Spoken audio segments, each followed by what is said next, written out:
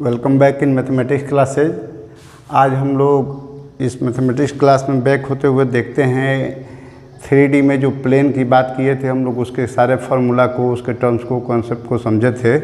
उसी में आगे बढ़ते हुए उसके एक्सरसाइज के क्वेश्चन को देख लेते हैं। कुछ हर टाइप के क्वेश्चन को एक एक करके हम लोग देख लेते हैं और फिर बाकी जो रिमेनिंग क्वेश्चंस हैं आप लोग बना लीजिएगा। अगर और इसके साथ एक और सजेशन है कि मिसलेनियस में भी जो क्वेश्चंस हैं आप उसको बनाइए, कॉन्सेप्ट को और उसके एग्जांपल्स को पूरा एक्सप्लेन कर दिए हैं, इसलिए आपको ज़्यादा दिक्कत नहीं होगी। और उसके बाद कॉन्सेप्ट को समझ करके, रूल रेगुलेशन को समझ करके तब आप अटेम्प्ट करेंगे मिसलेनियस के एग्जांपल्स या अदर एग्जांपल्स, फिर एक्सरसाइज तो बन जाएगा। और कुछ जो प्रैक्टिस के क्वेश्चन हम सॉल्व करके दे रहे हैं इसके आधार पर भी बढ़ सकते हैं। और इसके बाद भी अगर आपको प्रॉब्लम होती है तो आप क्वेश्चन डायरेक्ट व्हाट्सएप से सेंड करके पूछ सकते हैं, वो भी फ्री ऑफ कॉस्ट है। वहाँ भी आपको कोई पैसा नहीं देना है, पे करना है, आप अपना हेल्प ले सकते हैं। वहाँ से भी डायरेक्ट आपको भेजने में है, उसके बाद आंसर आपको हम प्रोवाइड कर देंगे। तो हम लोग देखते हैं ये एक्सरसाइज 11.3 में फर्स्ट क्वेश्चन कह रहा है कि in each of the following cases determine the direction cosines of the normal to the plane and the distance from the origin. तो इसमें पहला जो दिया गया है z=2 दिया गया है। तो आप z=2 लिख करके भी बना सकते हैं। यहाँ ये लिख सकते हैं कि 0 × x + 0 × y + 1 × z, चाहे सीधे z=2।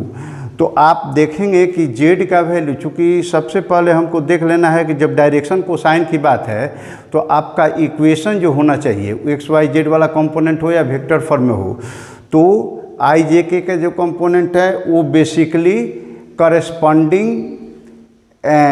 यूनिट वेक्टर से रिलेटेड होना चाहिए, या एक्स वाई जेड का कंपोनेंट जो है वो बेसिकली डायरेक्शन कोसाइन का वैल्यू होना चाहिए। तो ही हम लोग डायरेक्शन कोसाइन एक्स का जो होगा वो एल हो जाएगा, एम का जो होगा वो एन हो जाएगा, और जेड का जो कोएफिशिएंट होगा वो हमारा एन का वैल्यू हो जाएगा। लेकिन हम ये जानेंगे कैसे कि वो जो वैल्यू दिए गए हैं एक्स वाई जेड के जो कोएफिशिएंट दिए गए हैं वो बेसिकली डायरेक्शन कोसाइन है कि डायरेक्शन रेशियो हैं।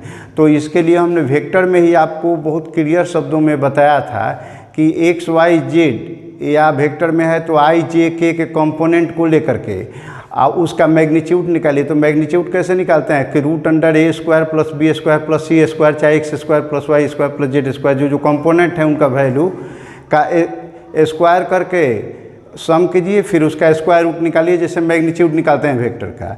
अगर उसका वैल्यू 1 आ रहा है तो इसका मतलब हुआ कि जो कंपोनेंट दिए गए हैं बेसिकली LMN के वैल्यू हैं। अगर 1 नहीं आ रहा है तो इसका मतलब कि वो LMN के वैल्यू नहीं है बल्कि ABC के वैल्यू हैं। तो यहाँ तो एक ही टर्म है 1, तो 1 का कोएफिशिएंट जेड का कोएफिशिएंट है 1, तो वहाँ पर तो ऑलरेडी 1 वैल्यू है ही, तो इसलिए 1 यहाँ पर आपका डायरेक्शन कोसाइन ही देगा। डायरेक्शन रेशियो हम उसको नहीं कहेंगे, डायरेक्शन रेशियो भी बोल सकते हैं। डायरेक्शन कोसाइन जो होता है वो रेशियो भी होता है, लेकिन फिर भी पार्टिकुलरली वो डायरेक्शन कोसाइन होगा। तो x में कुछ नहीं है तो x का 0 हो गया, y का 0 हो गया और z का 1 हो गया, और उसका d डिस्टेंस, तो इक्वल के बाद जो constant term, positive constant term है वो हो गया, तो d यहाँ पर आपका 2 हो जाएगा। तो वो तो सिंपल है। हमने थोड़ा सा कैलकुलेशन करने वाला उसका c वाला एग्जाम्पल लिया है। तो c वाले एग्जाम्पल में हम कर रहे हैं कि 2x + 3y - z = 5 है। तो a का दिख रहा है कि इसका स्क्वायर करके सम करके स्क्वायर रूट निकलेंगे तो 1 नहीं आएगा। तो जाहिर सी बात है कि ABC है, तो a का वैल्यू 2, b का वैल्यू 3, c का वैल्यू -1। तो √a² + b² + c² का वैल्यू क्या होगा? √2a² + 3a² + -1 का स्क्वायर, तो ये हो गया 4 + 9 + 1, और इस सबको जोड़ दिए तो कितना हो गया? √14 हो गया। तो इस तरीके से आपका √14 आ गया। तो अब L का वैल्यू क्या हो जाएगा? तो ABC के वैल्यू में ही यही जो मोट वैल्यू है इसे डिवाइड कर देंगे। तो 2/√14 m का 3/√14 n का हो गया -1/√14। तो ये तो डायरेक्शन कोसाइन LMN का वैल्यू हो गया, और उसी से जब डिवाइड कर देंगे इसको पाइप को तो d का वैल्यू हो गया 5/√14। सिंपल सी बात है, दोनों तरफ खाली √14 से डिवाइड कर देंगे तो हो जाएगा। इसके बाद है कि find the vector equation of a plane which is at a distance of 7 units from the origin, यानी d का value 7 and normal to the vector. तो नॉर्मल टू द वेक्टर जो दिया गया है तो बेसिकली ये एन कैप नहीं है, क्योंकि मैग्नीट्यूड इसका 1 नहीं हो रहा है, वेक्टर एन है। और हम फार्मूला में वहाँ पर यूज कर रहे थे, डी का जब यूज कर रहे थे तो वहाँ पर क्या यूज कर रहे थे कि vector r dot vector n cap. तो एन कैप यूज कर रहे थे, तो हमको एन कैप निकालना होगा। तो देखिए एन दिया हुआ है, डी दिया हुआ है, एन का मोड निकालिए, मैग्नीट्यूड ऑफ एन निकाल लिए, तो निकालने पर आपका है √70। तो vector equation of the plane कितना हो जाएगा? तो वेक्टर आप चाहे तो यहाँ पर एन कैप निकाल सकते हैं, हमने नहीं निकाला तो यहाँ आगे बढ़ा करके लिख दिया। Vector r dot n cap equals to d implies vector r, और एन कैप के जगह पर vector n by mod vector n equals to d हो जाएगा। तो वेक्टर आर और वेक्टर एन जो दिया गया है उसमें उसके मोड से डिवाइड कर दिए √70 से इक्वल्स टू 7। तो यही आपका आंसर हो गया। इस तरीके से अगला भी बना सकते हैं। फिर है आपको 3rd नंबर टाइप में कि find the Cartesian equation of the following. आपको ज़्यादा दिमाग नहीं, बहुत सिंपल वे में बता रहे हैं। किसी भी क्वेश्चन को अगर हम पूरा एक्सप्लेन करते तो बिना मतलब का अननेसेसरी लेंदी होते जाएगा, उससे आपको कोई फ़ायदा नहीं है। तो हम उसका टू द पॉइंट क्या करना है बस एग्जैक्टली वही बता रहे हैं, उसी कुछ दिमाग में रखिएगा आपको, तो आपके कॉम्पिटिटिव प्रिपरेशन में भी बहुत हेल्प करेगा। क्योंकि बहुत जगह हम लोग जो फार्मूला यूज कर रहे हैं सिंप्लीफाइड फार्मूला यूज कर रहे हैं। तो इसमें अब देखिए हमको दिया हुआ है vector r dot I cap J cap, तो यहाँ ए बी सी मानना है, x1 y1 z1 मानना है, ये सब कोई दिमाग नहीं लगाना है। डायरेक्ट क्या करेंगे कि जब भी यहाँ पर वेरिएबल होता है वेक्टर आर, तो जब हम इसको बदलना चाहते हैं कार्टेशियन फॉर्म में तो कुछ नहीं करना है। जहाँ पर वेक्टर आर है वहीं पर एक्स आई कैप प्लस वाई जे कैप प्लस जेड के कैप पुट करके बाकी जो साइन है उसके अनुसार काम कर देना है। तो यहाँ पर वेक्टर आर के जगह पर हम एक्स आई कैप प्लस वाई जे कैप प्लस जेड के कैप पुट कर लिए, डॉट है डॉट लगा दिए, ये वेक्टर लगा दिए इक्वल्स टू 2 है। अब डॉट प्रोडक्ट में आप जानते हैं कि आई को आई से मल्टीप्लाई, जे को जे से मल्टीप्लाई, के को के से मल्टीप्लाई करते हैं। तो यहाँ पर x है, यहाँ 1 है तो x हो जाएगा, यहाँ y है, यहाँ 1 है तो y हो जाएगा, यहाँ z है -1 है तो -z हो जाएगा इक्वल्स टू 2। यही आपका आंसर हो गया। कार्टेशियन फॉर्म में 2 लाइन में बन जाएगा बिल्कुल। अब बिना मतलब का अगर प्रोसेस कीजिएगा तो आपका एक पन्ना लगेगा, वो आपकी मर्जी, लेकिन इतना इनफ है। तो इसके बाद है 4a। तो 4 में कह रहा है कि in the following cases find the coordinates of the foot of the perpendicular drawn from the origin. इस टाइप के क्वेश्चन में भी आप देखेंगे कि बुक में आपको दिया हुआ है एग्जाम्पल समझा करके, तो पूरा थोड़ा सा लंबा करके दिया हुआ है, लेकिन उसका बहुत सिंप्लीफाइड रूल होता है। तो सिंप्लीफाइड रूल में क्या करते हैं कि सबसे पहले जो भी इक्वेशन दिया गया है उस इक्वेशन से आप एल एम एन और डी का वैल्यू फाइंड आउट करते हैं। एल एम एन डी का वैल्यू फाइंड आउट हो जाएगा तो डायरेक्ट आप फॉर्मूला में लिखे हुए हैं कि उसका परपेंडिकुलर का जो फुट होगा उसका इक्वेशन होगा l d m d n d, बस एक ले। तो इसमें करना क्या है कि जैसे हमको इक्वेशन दिया गया 2x + 3y + 4z - 12 equals to 0। X y z को एक साइड में रखिए, इसको आगे लेके चले जाइए। तो यहाँ हो गया 2x + 3y + 4z equals to 12। अब यहाँ ए बी सी का वैल्यू अगर वेक्टर फॉर्म में दिया हो तो वेक्टर फॉर्म में वही चीज़ कर सकते हैं, उसको कार्टेशियन में बदल, दोनों में एल एम एन डी निकाल देना है। तो यहाँ पर 2x + 3y + 4z equals to 12 हो गया। ए का वैल्यू 2 हुआ, बी का वैल्यू 3 हुआ, जेड का वैल्यू सी का वैल्यू 4 हो गया। इसका मैग्नीट्यूड निकाल लीजिए, तो √a² + b² + c² निकालेंगे तो ये हो गया √2² + 3² + 4², यानी √4 + 9 + 16 ऐड करेंगे तो √29 आएगा। तो अब हम लोग क्या कर सकते हैं कि जो ये इक्वेशन दिया हुआ है डायरेक्शन रेशियो के फॉर्म में, तो हम उसमें √29 से दोनों तरफ डिवाइड कर देंगे तो ये हमारा नॉर्मल वेक्टर के फॉर्म में आ गया। चाहे नॉर्मल फॉर्म में भी इक्वेशन बोल सकते हैं इसको। तो एल यहाँ पर क्या हो जाएगा, एक्स का कोएफिशिएंट यानी 2/√29, एम हो जाएगा 3/√29, एन हो जाएगा 4/√29, डी का वैल्यू हो जाएगा 12/√29। ये हो गया। और इसके बाद जब एल एम एन निकल गया, डी निकल गया, तो therefore foot of the perpendicular from the origin, तो फार्मूला में आप जानते हैं कि एल डी एम डी और एन डी होता है। तो एल का वैल्यू 2/√29 × 12/√29, फिर वैसे ही 3/√29 × 12/√29, फिर 4/√29 × 12/√29। अब इनको मल्टीप्लाई कर दीजिएगा तो 24/29, 36/29, 48/29। तो इस तरीके से ये हमारा आपका ये फुट हो गया परपेंडिकुलर का, जो ओरिजिन से खींचा जाएगा, उस प्लेन पर ओरिजिन से जो खींचेंगे परपेंडिकुलर, उसका फुट पॉइंट हो जाएगा, या मैंने उसी पॉइंट पर वो प्लेन को मिलेगा। अब इसके बाद 5 नंबर का इस टाइप से और भी 2-3 को क्वेश्चन है, सेम विषय बनाए गए। इसके बाद 5 नंबर क्वेश्चन में दिया हुआ है कि find the vector and Cartesian equations of the planes that passes through the point 1, 0, -2 and normal to the plane i cap plus j cap plus k cap. और सेम उसी टाइप का दूसरा भी दिया हुआ है।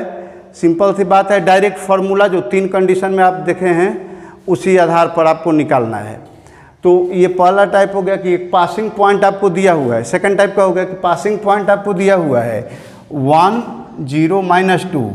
तो ए का वैल्यू हम क्या लिखेंगे पासिंग पॉइंट के लिए कि i cap -2 k cap. N का वैल्यू, नॉर्मल का वैल्यू दिया हुआ है कि i cap plus j cap minus k cap. तो vector equation of the plane आप जानते हैं कि vector r minus vector a dot vector n equal to 0। तो वेक्टर r a का वैल्यू यहाँ लिख दिए, फिर डॉट n का वैल्यू यहाँ लिख दिए इक्वल टू 0। एक आंसर तो आपका यही हो गया। फिर दूसरा कह रहा है कि उसका कार्टेशियन इक्वेशन भी निकालना है। तो कार्टेशियन के लिए हमको x1, y1, z1 तो दिया हुआ है और a, b, c भी चाहिए। तो अगेन अब यहाँ पर a कितना हो जाएगा, तो n कैप जो दिया गया है इसी का a, यहाँ का कोएफिशिएंट b, यहाँ का कोएफिशिएंट c, यानी a का वैल्यू 1, b का वैल्यू 1, c का वैल्यू -1, x का वैल्यू 1, y का वैल्यू 0 और z का वैल्यू -2। तो Cartesian equation of the plane कितना होगा, तो फार्मूला होता है कि a into x minus x1 plus b into y minus y1 plus c into z minus z1 equal to 0। तो अब वैल्यू पुट कीजिए, a के जगह पर 1 into x minus 1 plus 1 into y minus 0 plus -1 into z minus 2 equal to 0। अब simplify करेंगे तो x minus 1 plus y minus z और ये हो जाएगा -2 इक्वल टू 0। तो x plus y minus z -1 अब +2 जोड़ दिए तो -3 हो गया। तो ये भी लिख सकते हैं, अच्छा है x plus y minus z equal to 3। ये भी इसको इधर लेकर चला जाएंगे तो प्लस हो जाएगा, दोनों में से कोई भी हो सकता है। तो इस तरीके से आपका 5 नंबर तक का क्वेश्चन हम लोग देख लिए। अब इसके बाद देखते हैं 6 नंबर के क्वेश्चन पर। Find the equation of the planes that passes through 3 points. तो अब ये 3 पॉइंट्स में हम लोगों के पास 2 केस था।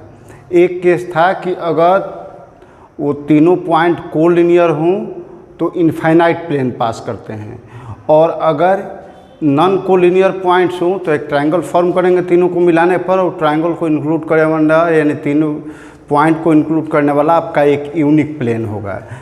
तो हम लोग सबसे पहले जो 3 पॉइंट दिए गए हों, चाहे कार्टेशियन फॉर्म में दिए गए हों चाहे वेक्टर फॉर्म में दिए गए हों, या तो पोजीशन वेक्टर दिया होगा, नहीं तो ज़्यादातर कोऑर्डिनेट फॉर्म में दिए जाते हैं। तो आपको जो भी दिया गया हो तो कोऑर्डिनेट फॉर्म में दिया गया हो तो उसके पॉइंट का पोजीशन वेक्टर आई जे के लगा करके बना सकते हैं, या कार्टेशियन फॉर्म में निकालना चाहे तो आपको कार्टेशियन फॉर्म में निकाल सकते हैं। तो क्वेश्चन पर डिपेंड करता है कि क्वेश्चन किस फॉर्म में दिया हुआ है। यहाँ हमको क्वेश्चन में ये नहीं दिया गया है कि किस फॉर्म में निकालना है, तो हम दोनों फॉर्म में निकाल लेंगे, बेटर रहेगा। ऐसे कार्टेशियन दिया है तो मैंने एक्स वाई जेड का वैल्यू दिया है तो केवल एक्स वाई जेड में भी आप निकाल करके छोड़ देंगे तो कोई बात नहीं है।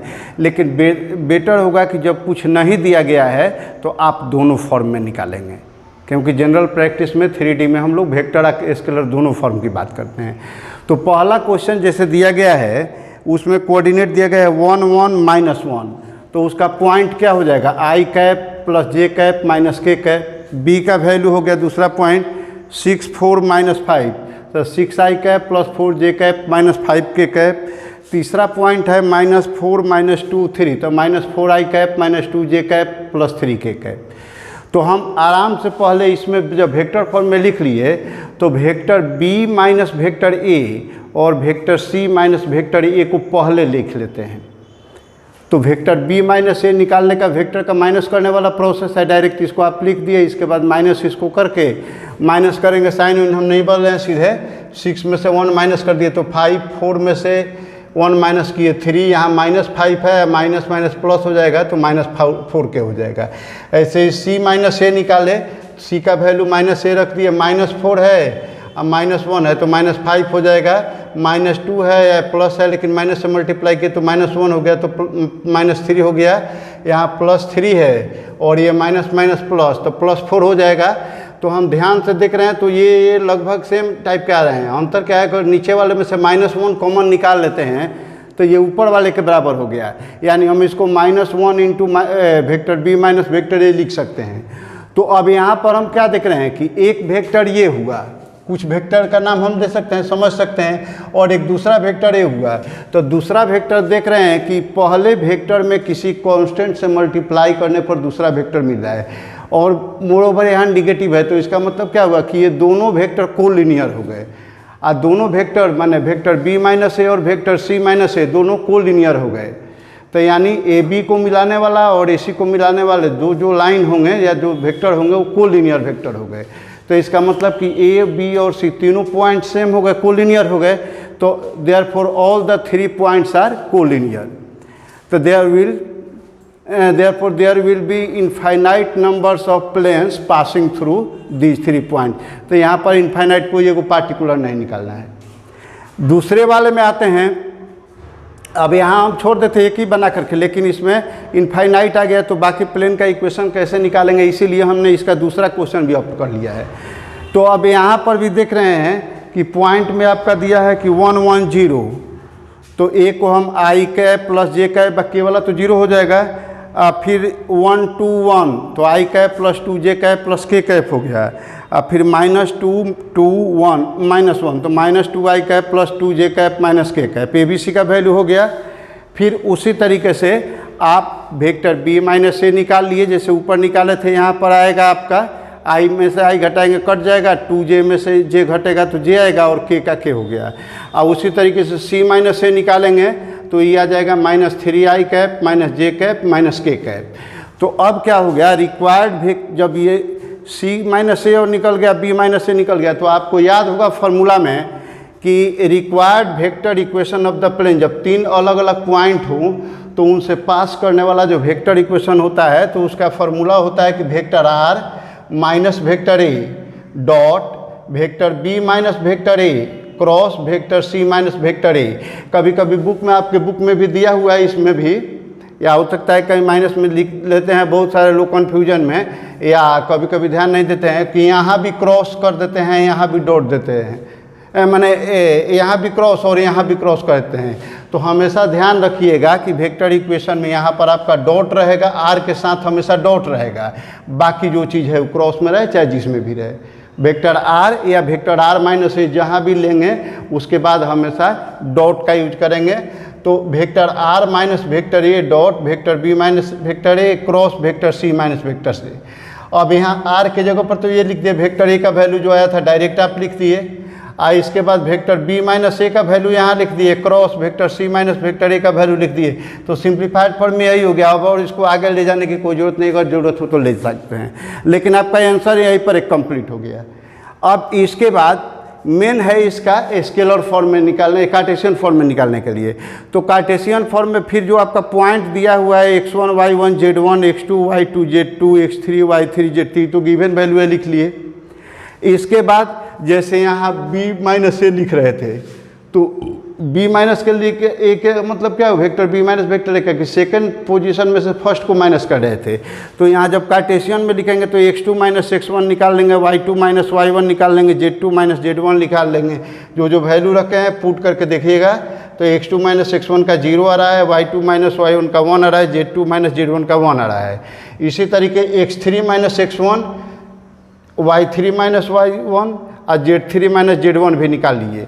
तो जब ये 6 डिफरेंस निकल गया तो आपका required equation of Cartesian plane क्या होता है, तो फार्मूला में आपको याद होगा कि x minus x1 y minus y1 z minus z1, x2 minus x1 y2 minus y1 z2 minus z1, x3 minus x1 y3 minus y1 z3 minus z1 equals to 0 होता है डिटर्मिनेंट में।